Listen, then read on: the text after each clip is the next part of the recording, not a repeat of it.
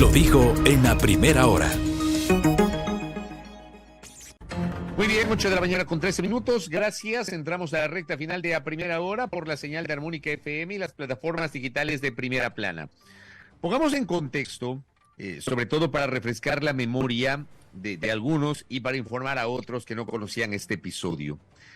El 16 de febrero del año 2000, hace 23 años, Rafael Cuesta Caputi, entonces, no recuerdo si Rafael era director nacional o vicepresidente nacional de noticias de TC Televisión, fue víctima de un atentado que le pudo haber costado la vida.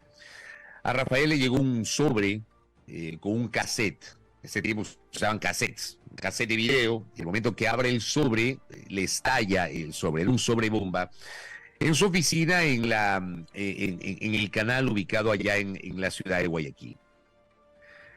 10 años después, en el año 2010, el Estado ecuatoriano llega por amistoso tras una resolución de la Corte Interamericana de los Derechos Humanos, que dispone una serie de medidas de reparación, entre esas el pago de una indemnización económica a Rafael Cuesta, además de otras, como digo, medidas de reparación.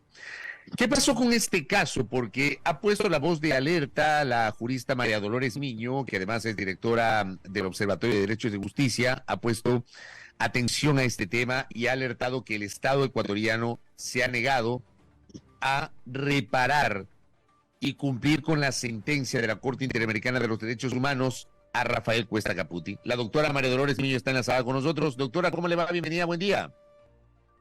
Buenos días, Fabricio. Muchísimas gracias por la invitación. Gracias a usted por la gentileza. Sí, solo voy a permitirme hacer un par de precisiones. En el año 2008, después de una tramitación un poco aparatosa dentro de la Comisión Interamericana de Derechos Humanos, finalmente la Comisión y específicamente la Oficina de la Relatoría Especial para la Libertad de Expresión decide no elevar el caso de Rafael Cuesta Caputi a la Corte. ¿Por qué no se eleva el caso de Rafael Cuesta Caputi a la Corte? Básicamente porque, como usted bien dijo previamente, se había intentado llevar una negociación previa por el Estado que no prosperó y ahí hubo un poco no quiero decir malos entendidos, pero sí mucha falta de comunicación, si se quiere, y también falta de acuerdo. Y la Corte finalmente, ante estos dimes y diretes entre el Estado ecuatoriano y la víctima, decide que el caso no puede elevarse a la Corte, porque además hay un tiempo específico para que el caso vaya a la Corte y como supuestamente estaba en un acuerdo amistoso, pasa el tiempo para el envío del caso a la Corte y esa es la razón por la cual Cuesta Caputi no llega a la Corte, es importante decirlo. Yeah. Pero ¿qué pasa? Luego, después de esto, ya imposibilitado el caso de llegar a la Corte, finalmente el arreglo amistoso con el Estado se cae. Y esto es muy típico de cuando uno se sienta a negociar con el Estado, y esto hay que decirlo, es un poco desafortunado, pero usualmente las promesas que la gente de la Dirección de Derechos Humanos hace, finalmente no llegan a ver la luz porque no coincide con la voluntad del procurador o voluntades, digamos, incluso más arriba de las del procurador. Y en ese caso, finalmente no se llega a un acuerdo y lo que ocurre es que la Comisión Interamericana emite un informe final. Este informe final tiene recomendaciones y tiene determinaciones, digamos. En cuanto a las determinaciones, se llega a afirmar que efectivamente el Estado ecuatoriano violó dos derechos. Uno, el derecho a la libertad de expresión, porque el atentado que sufre Rafael Cuesta Caputi es derivado de su condición como comunicador social, es decir, las críticas, las investigaciones que él hacía decantan en esta agresión que él sufre y que fue una agresión, no fue un tema menor, ¿no? Fue un tema, como usted bien decía, una bomba que se le hace llegar, que explota, que le genera afectaciones físicas importantes en ese tiempo, mucho tiempo en el hospital, pero además las amenazas posteriores que empezó a recibir. Y entonces todo esto, como está vinculado, digamos, a su condición de periodista, pues está o se constituye como una afrenta al ejercicio de la libertad de expresión. Pero por otro lado, también el Estado, dice la Comisión, falla en sus obligaciones de investigar y sancionar estos hechos, y a la luz de esto es que se emite el informe indicándole al Estado ecuatoriano que repare. Esto, Fabricio, en el año 2008, esto es en mayo de 2008, que se emite este informe. En mayo de 2008, recordemos, Fabricio, que ya estaba vigente la Constitución de Montecristi. Esta Constitución que tiene un umbral, digamos, más garantista de la protección de los derechos humanos y que también para el año 2009 ya se había creado todo un aparataje jurídico institucional desde el entonces Ministerio de Justicia y Derechos Humanos para ejecutar no solamente las decisiones de la Corte, sino de otros órganos cuasi jurisdiccionales, como podría ser la Comisión Interamericana, el Comité de Derechos Humanos. Entonces sí quiero dejar esto en claro, porque no es que hay una obligación reciente de reparar a Rafael Cuesta, sino que esta es una obligación que existe desde el año 2008. Y si vemos en comparación, por ejemplo, lo que ocurrió con el caso de Emilio Palacio, donde la sentencia de la Corte Interamericana sale en el año 2022 y a estas alturas Emilio Palacio ya cuenta con su reparación integral. Por el otro lado, el caso de Rafael Cuesta Caputi sorprende porque el informe o la orden, digamos, estatal, obligación estatal de reparar, existe desde el año 2008 y no se ha hecho nada. Pero ¿cuál es el argumento, doctora? Perdón que le interrumpa. ¿Cuál es el argumento del Estado? Si es que el Estado ha dicho algo para no cumplir con esta reparación desde el 2008, y le agradezco la precisión, desde el 2008 a Rafael Cuesta. Miren cuántos años han pasado, 15. ¿Cuál es el argumento para que el Estado no cumpla con la reparación a Rafael Cuesta? A ver, un argumento que en realidad no es suficiente, porque desde 2008 hasta acá, o sea, imaginémonos, son 15 años, esto ya podía haberse saldado de alguna manera. El argumento que tiene el Estado es que a diferencia de una sentencia de la Corte Interamericana, donde la propia Corte determina los montos a pagarse, en el caso de los informes de la Comisión Interamericana, lo que hace la Comisión es decir de manera un poco más general, otórgale una reparación integral, pero no es que esta reparación no se puede pagar. ¿Qué es lo que ha pasado en el interín? Y sí hay que decirlo porque hay muchas situaciones donde hay mala fe por parte de quienes en algún momento integraban la Dirección Nacional de Derechos Humanos.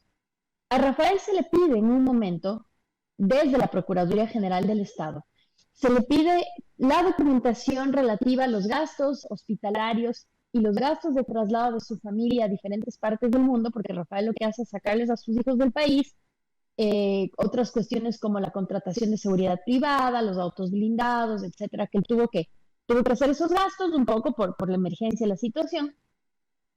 Y esta documentación, que era con la que él probaba los gastos que podían haber servido, digamos, para el monto reparatorio, desaparece. Y hoy por hoy no hay seña alguna de estos documentos. Y insisto en esto porque no es poco común. Prácticas con mucha mala fe de la Dirección de Derechos Humanos de la Procuraduría General del Estado, y lo voy a decir sin ningún ambaje, donde la tendencia es un poco a darle las vueltas a la víctima, ofrecerle que ya le va a pagar y finalmente o no lo hace o tiene a la víctima en una permanente negociación que no se acaba nunca.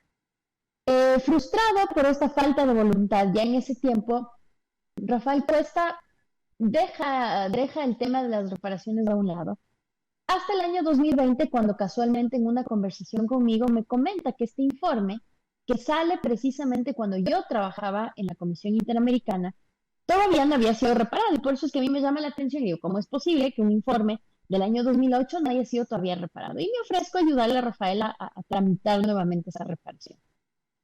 Esto ya estamos hablando de 2020, es decir, 12 años después. En ese interín entre 2008 y 2020, ni la Procuraduría ni el Ministerio de Justicia y Derechos Humanos, que luego fue Secretaría de Derechos Humanos, acordémonos, en sus múltiples denominaciones, movió ni un dedo para que Rafael pueda ser indemnizado a pesar de la existente obligación.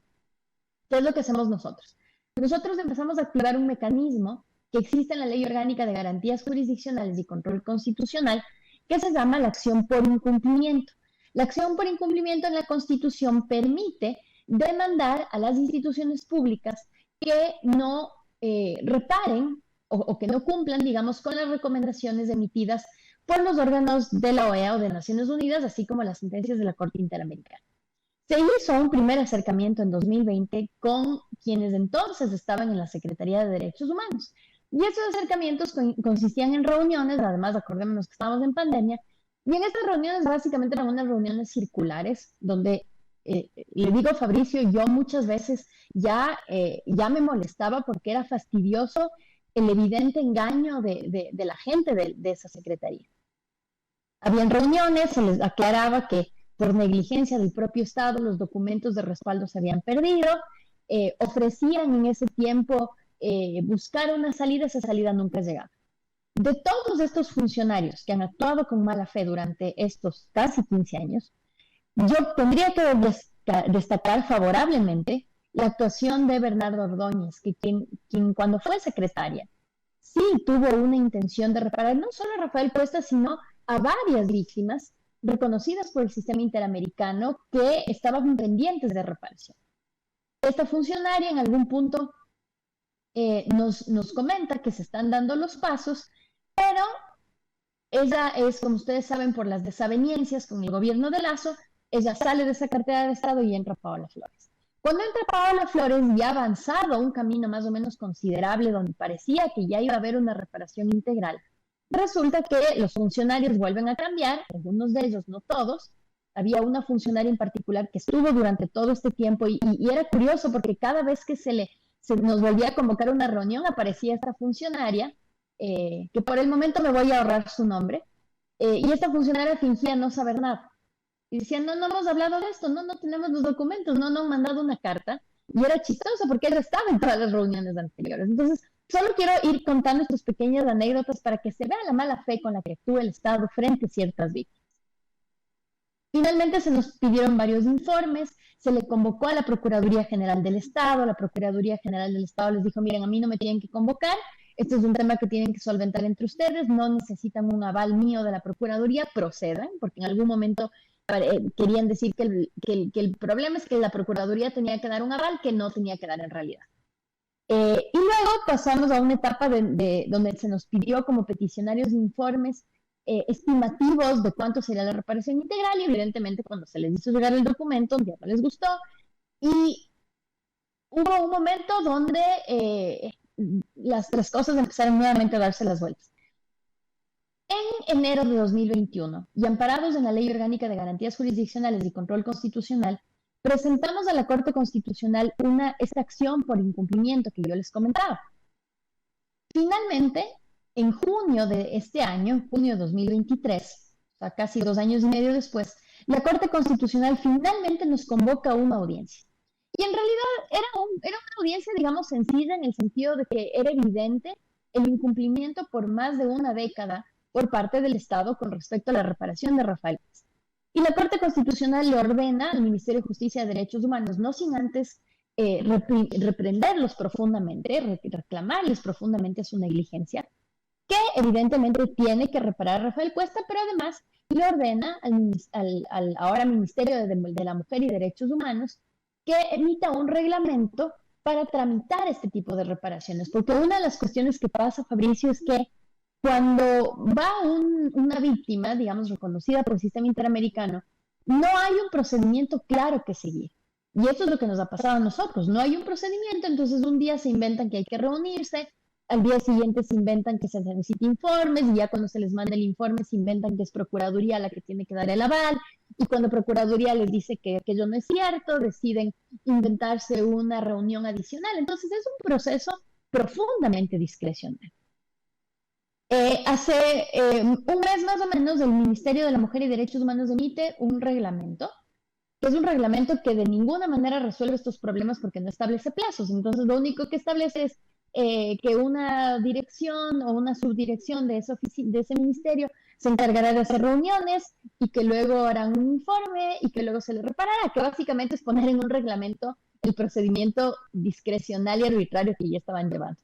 Y con respecto a Rafael Cuesta, la Corte Constitucional le ordena que sin perjuicio de la emisión de este reglamento, sin condicionar la reparación a este reglamento, se cumplan 2 cosas.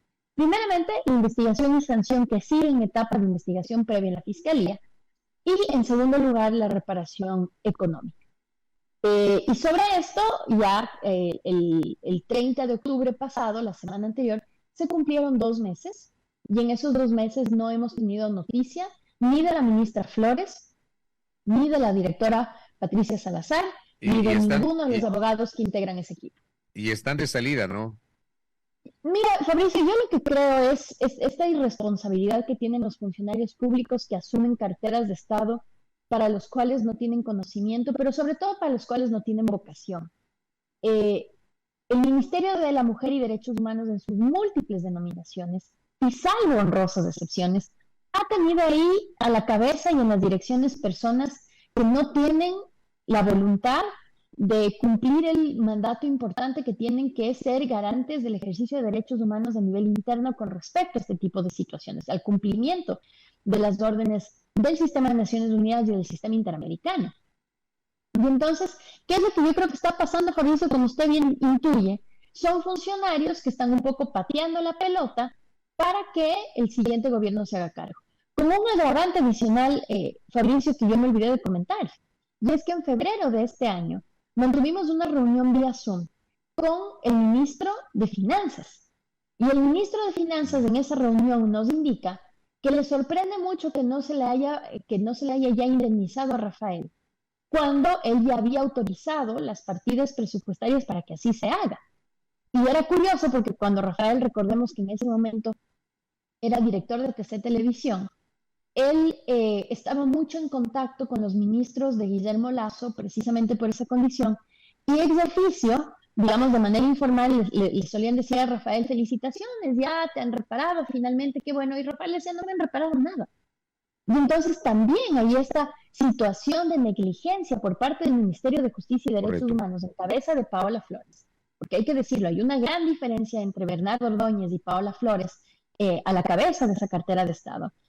Y entonces resulta extraño porque Finanzas ya autoriza el desembolso de esas reparaciones y luego en el ministerio un poco parece ser que se descuidan y se pierde esa posibilidad. Hoy por hoy, ¿qué es lo que está pasando? Absolutamente nada.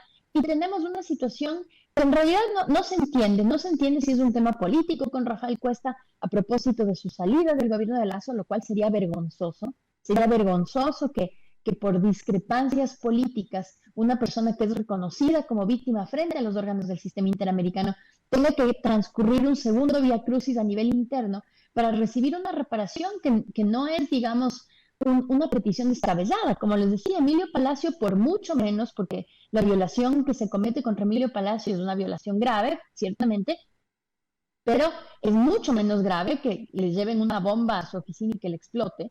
Por hechos mucho más leves, imagínense, él ya logró recuperar o ser reparado integralmente, perdón. Entonces, y así como un sinnúmero de víctimas que han tenido informes de comisión, pensemos en el caso de los Isaías, por ejemplo, que tienen un informe del Comité de Derechos Humanos, también reparados integralmente, los Isaías, imaginémonos. Entonces, no es posible, en este punto, dejar de sospechar que hay un tema de discrecionalidad y sí también retaliación contra Rafael Cuesta por parte de ciertos miembros de esta cartera de Estado.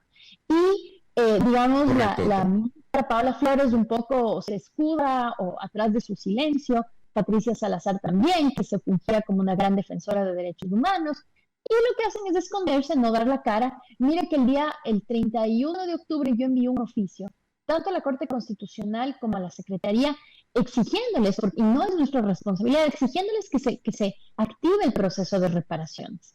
El 31 de octubre y hasta ahora no tenemos ningún tipo de respuesta. Entonces también es un maltrato al ciudadano cómo estas funcionarias, creyendo que están en el tope de la cartera de Estado, desprecian a ciertas personas y condicionan la posibilidad de que personas hagan valer sus derechos a su voluntad. Y eso es lo que está pasando. Y yo espero que la Corte Constitucional, vamos a solicitar, ya lo hemos hecho en realidad, que la Corte Constitucional inicie un proceso de seguimiento al cumplimiento de esta sentencia, como lo ha hecho en el caso del Consejo de la Judicatura, como lo ha hecho en el caso del Consejo de Participación Ciudadana, y se ha solicitado expresamente la destitución de todos los funcionarios públicos que actualmente han intervenido en el proceso, y también se pedirá las sanciones oportunas para todos los funcionarios que desde el año 2008, cuando existió la obligación, no fueron capaces de cumplir con su mandato constitucional. Y esperamos que la Corte Constitucional nos dé la razón nuevamente. Correcto, doctora. Gracias por esta referencia y bueno, vamos a esperar con atención el caso de Rafael Cuesta Caputi, que implica una reparación por parte del Estado ecuatoriano. Muy amable, María Dolores, que tenga una buena jornada. Muchísimas gracias, Fabricio, igualmente para usted. Gracias a María Dolores Miño, que ha estado con nosotros, refiriendo el incumplimiento por parte del Estado ecuatoriano de la reparación al periodista Rafael Cuesta Caputi, luego de ese atentado contra su vida ocurrido en febrero del año 2000. Primera plana. Todas las noticias, todas las voces.